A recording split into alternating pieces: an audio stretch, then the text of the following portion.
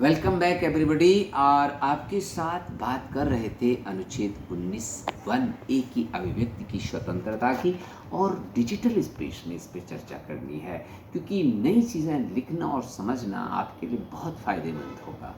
जितना आप अच्छी नई नई चीज़ें लिखेंगे, नई नई बातें लिखते हैं, जोड़ के लिखते हैं, उतना इंटरेस्टिंग आंसर होता है, उतना लिविंग आंसर होता है, जीवंत होता है। तो डिजिटल स्पेस से जुड़ा हुआ प्रश्न क्या है, पहले प्रश्न देख लीजिए।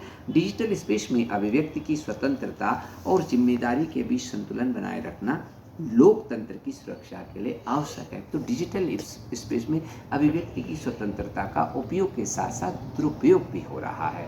आप जानते हैं जो दुरुपयोग सबसे ज़्यादा हो रहा है वो हेट स्पीच के रूप में हो रहा है। ठीक है, एक संप्रदाय दूसरे संप्रदाय के लिए गलत लिखना, और बहुत सारे जाति का के भी रूप में हो रहा है। ठीक है, भारत में इस समय जैसे चुनाव आते हैं तो किसी भी तो एक पॉलिटिकल स्ट्रैटेजी के तहत सैकड़ों और हजारों हैंडल बन जाते हैं सोशल मीडिया पे। ठीक है, फर्जी होते हैं। ठीक है, कोई जाट, कोई गुज्जर, कोई ब्राह्मण, कोई वैश्य बनिया, ठीक इस प्रकार के हैंडल बन करके और एक दूसरे को गरियाते हैं, गाली देते हैं। इसी तरह से कुछ दलित और सवर्ण हैंडल बन जाएंगे, वो एक दूसरे को गरियाएंगे। कुल मिलाकर के वो अभिव्यक्ति की स्वतंत्रता का डिजिटल स्पेस में दुरुपयोग का उदाहरण है। और आप जानते हैं क्योंकि आप लोगों का अधिकतर समय तो फ़ोन में ही गुजरता है और आप अधिकतर समय डिजिटल मीडिया, डिजिटल स्पेस पे ही रोमिंग करते रहते हैं।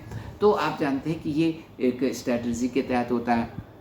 अभी आप देखिए कि लेटेस्ट उदाहरण क्या है कि जो मिस्टर हुमायूं कबीर हैं वेस्ट बंगाल में, और उनका एक वीडियो आ गया। अब वो वीडियो AI जनरेटेड है ऐसे बताया जा रहा है, जिसमें उन्होंने कहा बीजेपी के साथ 100 करोड़ की डील है। अब 100 करोड़ की डील वाला मामला है तो ममता बनर्जी TMC वालों ने और ओवैसी साहब ने उसको मुद्दा बना दिया कि ये तो भाजपा का एजेंट है, ये है वो है। अब उसको काउंटर करने के लिए फिर अमित शाह ने बयान दिया कलकत्ता में कि हुमायूं कबीर जैसे लोगों के साथ गठजोड़ करने से अच्छा है कि हम 20 साल विपक्ष में बैठे। तो देखिए एक छोटे से AI जनरेटेड वीडियो ने किस तरह से पूरी की पूरी इलेक्शन स्ट्रेटजी को एक तरह से क्या कर दिया है, एक तरह से बदल सा दिया है। ठीक है, तो इसलिए डिजिटल स्पेस में अभिव्यक्ति की स्वतंत्रता का दुरुपयोग एक आम है, चाहे हेट स्पीच के रूप में हो, धर्म जाति नस्ल के आधार पर नफरत फैलाना हो, ठीक है, दंगे और हिंसा भड़काना हो, मानहानि करना हो, साइबर बुलिंग करना, किसी व्यक्ति की गरिमा को ऑनलाइन अपमानित करना, ये साइबर बुलिंग है, झूठे आरोप लगाना। ठीक है, और डीप फेक तो है ही, आप जानते हैं डीप फेक तो एक बहुत बड़ा इशू बना हुआ है। उस पर तो एक नया अलग वीडियो हम आप बनाएंगे।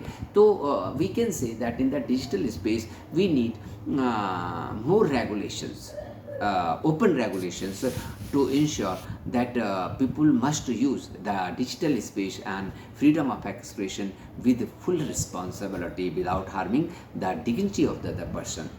तो इसलिए इस पे जो लेटेस्ट डेवलपमेंट होते जा रहे हैं वो आप ज़रूर पढ़ते जाइएगा, और IT एक्ट की जो कुछ महत्वपूर्ण धाराएं वो भी पढ़ते जाइएगा। Thank you.